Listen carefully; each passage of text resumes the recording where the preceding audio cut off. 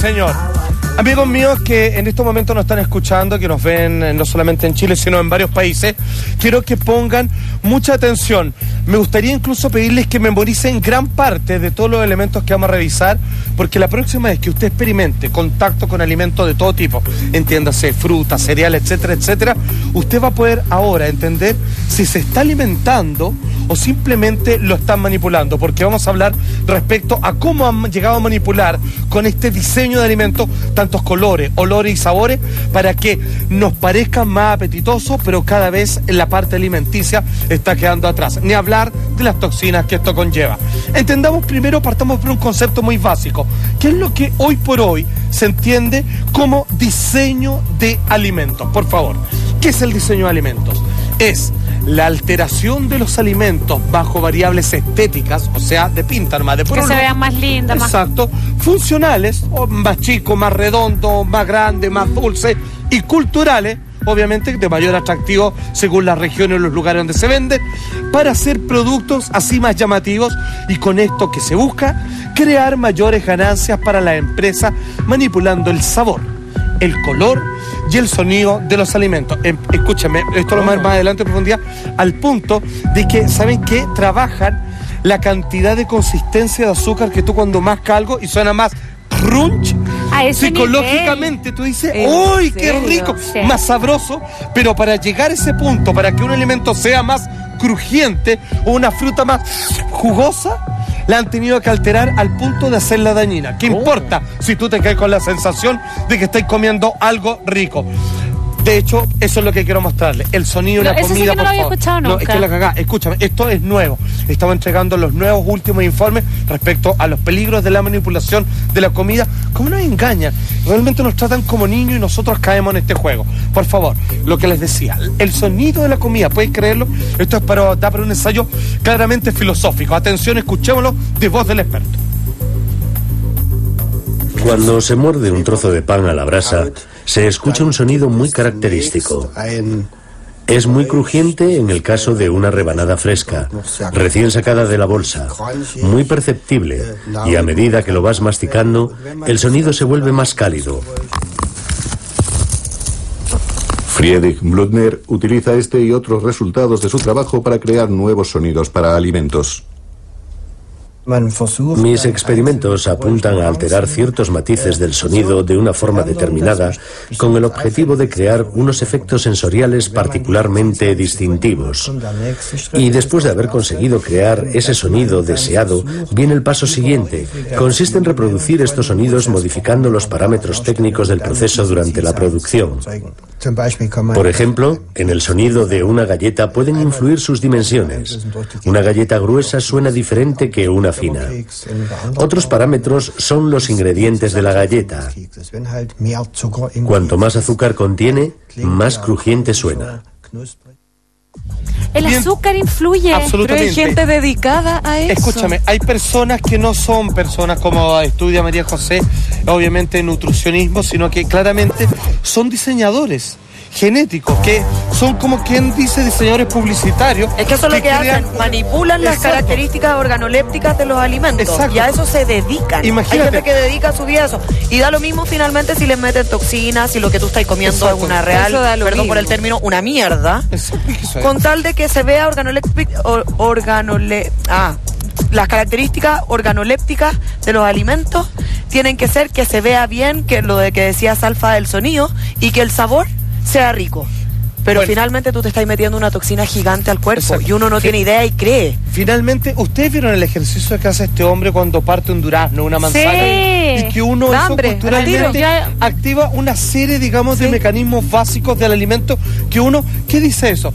Esta manzana está en su punto, este durazno está más sabroso que nunca, está inmejorable.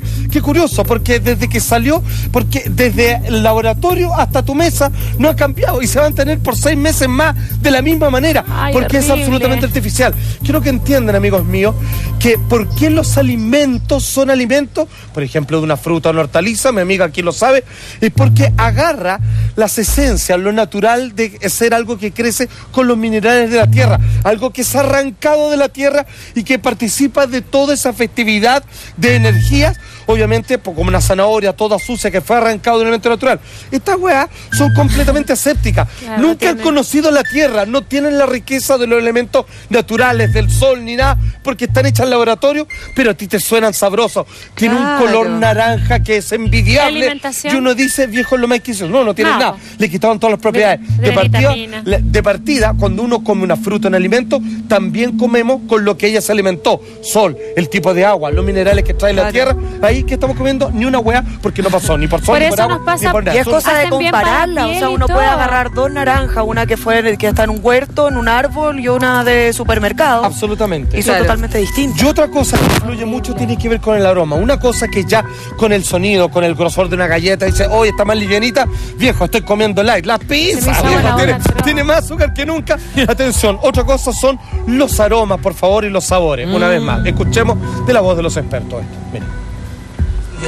Esta máquina se utiliza para analizar sabores, aromas para ser más exactos.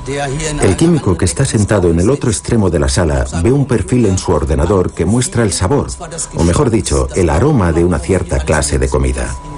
Y al final de este análisis tenemos una gama completa de olores identificados y explicados por un ser humano. En otras palabras, hemos analizado el sabor. Pero, ¿qué significa eso para el desarrollo de alimentos en el futuro? Utilizando órganos gustativos y olfativos, pronto seremos capaces de producir cosas a partir de los datos informáticos. Eso ya es posible en cuanto a los aromas. Se puede sintetizar prácticamente cualquier olor de manera artificial. Definitivamente eso se extenderá a gran escala. Amigos míos, lo que acaba de decir este hombre para muchos es una novedad horrorosa. Lo que acaba de explicar es sencillamente que en términos estructurales, atómicos, lograron entender cómo funciona un sabor y un olor. Por lo tanto, cuando crean una fruta, le ingresan vía ordenador para que genéticamente lo otorga por fuera, no desde dentro, no como una propiedad intrínseca de la fruta que estamos comiendo, sino que es agregado con componentes externos que simulan ese sabor y ese olor de manera artificial, creándolo claramente mucho más llevativo para nuestros sentidos.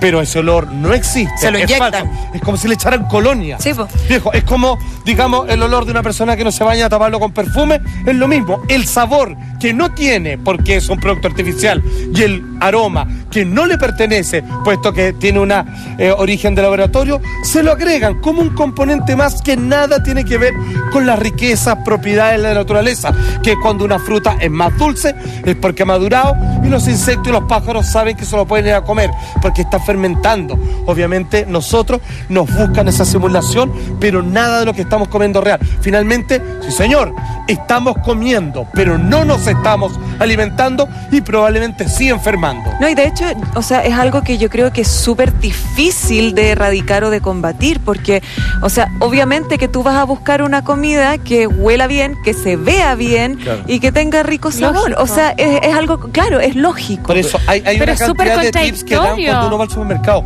Compre las que vienen con tierra, las que obviamente No, y no nota tiene que nada, no tiene dicen tierra. todo lo demás. Nada, Y las que o sea, obviamente ves una manzanita clasifican- redonda preciosa Exacto. y ves una que tiene como echado laca, cafecito. brilla, digamos, el sol. Viejo, hay que buscar alimentos que tengan certificado de huerto orgánico. Pueden ser un poco más caros, Más caro. pero con la salud de uno no se juega. Y obviamente aprenda a comer menos y a comer mejor y no a comer cada vez que se le da la gana, pero pura Claro. porquería. Pero atención, las conclusiones de los expertos de este tremendo documento que hemos visto, de ellos entregando un informe, obviamente, de su propio puño y letra, hay algo que ellos terminaron llegando a un balance que indica que, por desgracia, el ser humano en la actualidad está tan proclive, ha sido tan adiestrado para todas estas malditas manipulaciones que nos llegan de todos lados, tanto en la iglesia como en los alimentos, como vimos recién, que incluso dicen que todo depende de un factor psicológico. No apuntan a tu racionalidad, no apuntan, digamos, a tus intereses instintivos de alimentarte, apuntan a un engaño psicológico. ¿De qué manera hacen esto? Si usted me espera un tanto así, yo se lo explico sin falta a la vuelta de comercial.